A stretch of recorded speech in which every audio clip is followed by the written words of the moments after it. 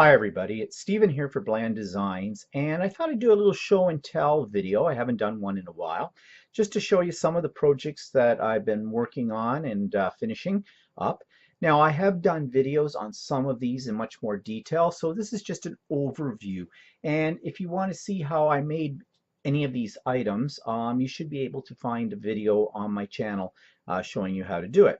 So what are we going to start with? Well, let's start with my junk journal. I've been having a lot of fun with this lately, and you know that a junk journal is basically that. You've got leftover things, pictures, and ephemera. I can always have a hard time saying that word, ephemera, or whatever leftover, and you just glue it into this little journal.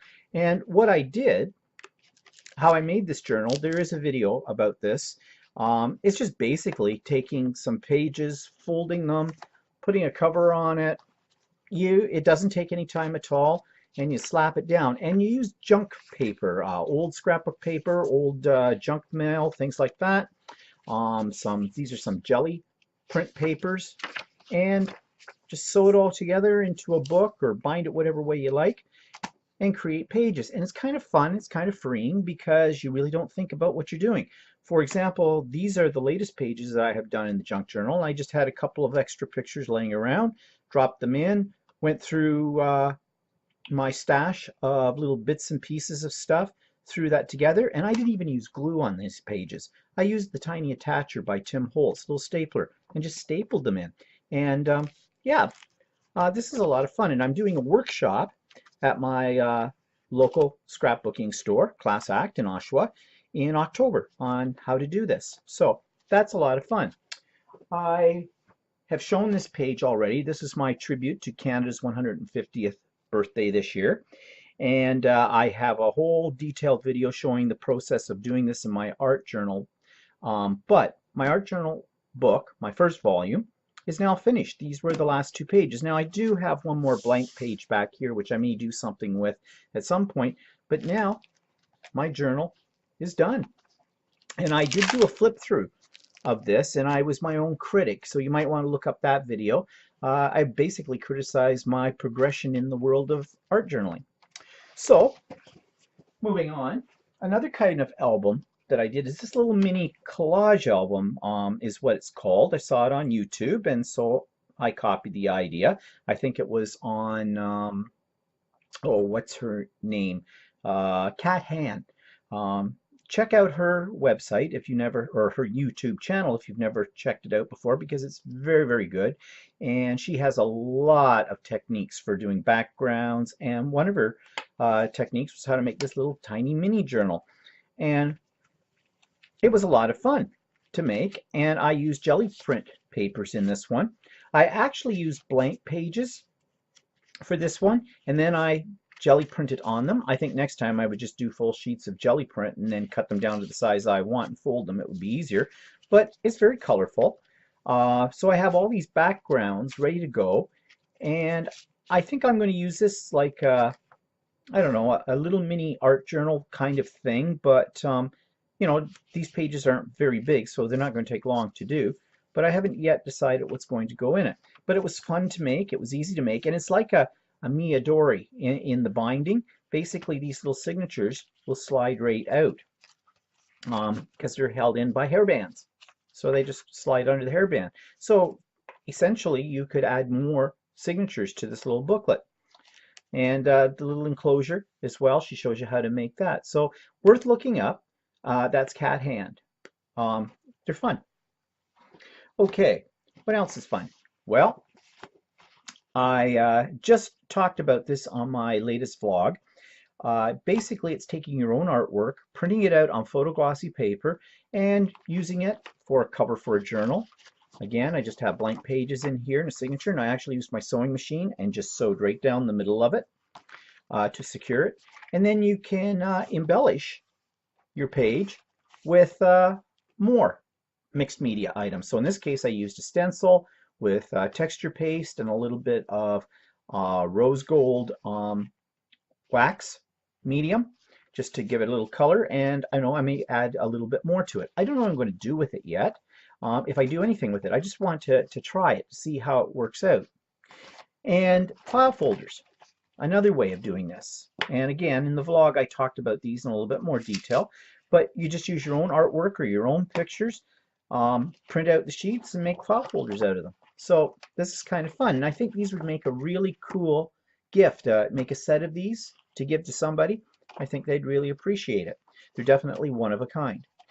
Okay, speaking of one of a kind, let me clear off my desk and show you a few other things that I've been doing. I can't remember if I showed this in any detail, or actually I'm not sure if I have a process video. I think I did of this. This was a mixed media canvas. Again, I just went through my stash and found stuff, and I just started slapping it on the canvas. Did the background first, did all these other pieces, and I think it turned out really quite nice. And they're fun to do. They're fun to do. And I think the secret to doing a mixed media canvas is to not get too serious about it and not do a lot of planning. Just go with the flow and see what happens. I mean, after all, it's just a canvas. It's just bits and pieces. You know, worst thing that can happen is you hate it. So what? Peel it all off, start over again. And speaking of mixed media canvases, this is another one that I did on illustration board. Try to get it all in the shot here. Let's move this one down. And this was a lot of fun to do. And these are wood pieces, laser cut wood pieces that I've altered. I did some texture paste, and believe it or not, this background piece here, this 8.5 by 11 one, is actually a piece of glossy photo paper. And this started out as an experiment because I had seen some YouTube videos where people were using glossy paper and putting mediums on them, and that's what I did here. I put on some texture paste through a stencil on this one. Here I just freehanded it, and then to make it pop up more, I added some more of that gold wax, Inca Gold, I believe it's called.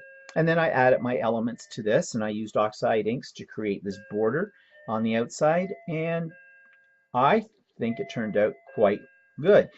I find oftentimes the things that I experiment on that I don't really have a real plan for are the pieces I like the best when they're done. Speaking of experimentation, you know that I've been doing acrylic pourings, and I've got about 10 videos on different experiments I've been doing with acrylic pouring. And this was also an experiment that turned out really nice.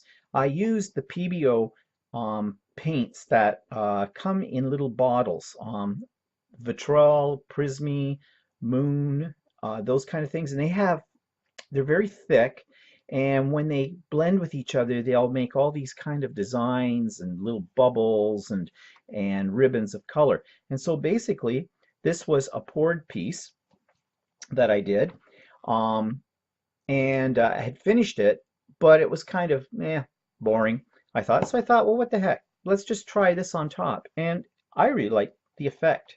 So you see some of the pouring underneath as the background peeking out, but then you see all these little rivulets of color. And I really like using those paints. They are kind of pricey because you don't get a lot in a bottle, and you can go through quite a bit of it pretty quickly, but they're fun to use. And speaking of which, you don't have to limit them just to a canvas. You can pour them on paper, you can pour them on glass. In this case, I used some small bathroom ceramic tiles, and you can see the different effects here, and I made them into coasters. Now, these two actually are using the same PBO paint that I used here. However, these ones, this one and these two, well, actually, I think these two also used the PBO paints, but this one is an acrylic pour. That's all it is. And I just coated it in a clear coating material to make it moisture proof. After all, it's going to sit under a glass or whatever. I'm not sure if they're heat proof, how it will work with that, but I know I'm using them outside on my patio, and they're standing up very well to moisture. So that's just an acrylic pour, as I said, on tile. So, you know, now if you're thinking of gifts for people that are one of a kind, unique, and actually I'm going to do this, I'm going to make a set of these to give to some friends of mine, sort of as a little hostess gifts. And no two come out the same.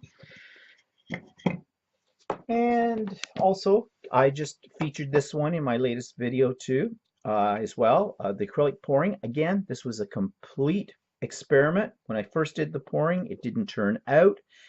So I cast off the side and thought, well, maybe I'll just gesso over top of it and start again at some point. But instead, I put some Distress Crackle paint on top of it. When that had dried, I rubbed some more of that gold wax medium, the Inka Gold, into it. And then I coated it again with the finishing coat of varnish. And I really like it. It's got little cracks and things in it, and it looks kind of neat. And so again, don't despair.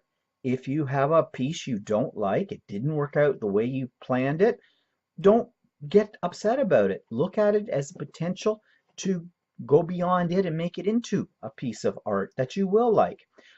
Again, we shouldn't be afraid of doing these things because the materials we're using are not that expensive. This was a cheap canvas, probably came from the dollar store. The materials I used on it, just paint and, you know, a couple of other little items on it. So really, you know, it's a discard if you don't like it. But oftentimes, as I've said, the things I start out hating, I end up loving when I'm finished. Now, a further experiment, of course, was with acrylic skins. And I make a lot of acrylic skins, and I talk about those in some of my acrylic pouring videos as well. And then you cut them up and you can layer them down, and it's a really neat effect. This one was my first effort at this. I'm going to do another one soon. I've got some big acrylic skins that I made about a week ago or so, and I'm going to use those as well, and I'll do a whole video about that when I get to it. This one, I made the mistake of actually coating it with iridescent medium, and so it's hard to tell in this light, but you see it's got that kind of a foggy look to it. It's kind of streaky. Well, that was the iridescent medium. So I won't do that again. But I tried to rescue it by putting, again, my go-to product right now seems to be this Inka Gold rub material. And I just rubbed that all in and then sealed it all with varnish. And it's an interesting piece. I'm not absolutely in love with it, but it is what it is. Okay, so that's what I've been up to in the last little while. And I enjoy showing these things to you. And as I said, most of these projects have a video. So you can look in my playlists and in my recent uploads, and you'll probably find a video for most of these things there if you're interested in seeing how they were made. So I hope you enjoyed this video with me showing and telling about my latest projects, and I'll see you again real soon. Bye bye for now.